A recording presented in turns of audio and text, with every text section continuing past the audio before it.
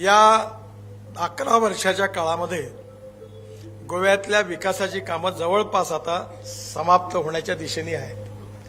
कारण आता कोण्या आमदारांना किंवा खासदारांना माझ्याकडे येऊन काही काम मागण्याची किंवा कामच उरणार नाही अशी स्थिती आहे.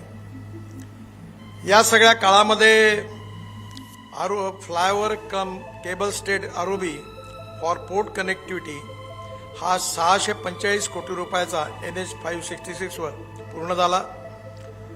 मोरगाव पोर्ट आणि दक्षिण गोवापर्यंत 18 किलोमीटरपैकी 13 किलोमीटर 4 लेनचे काम 474 कोटी यापूर्वीच पूर्ण झालं आणि उर्वरित 5 किलोमीटरचं काम 2 लूपमध्ये करण्यात आलेलं आहे 645 कोटी.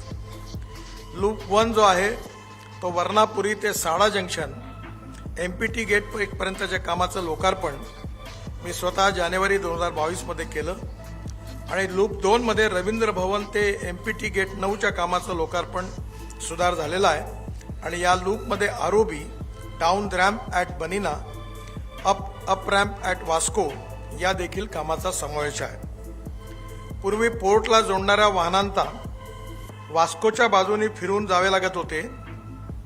आता थेट कनेक्टिव्हिटी झाल्यामुळे वेळेची आणि इंधनाची पण बचत होणार आहे.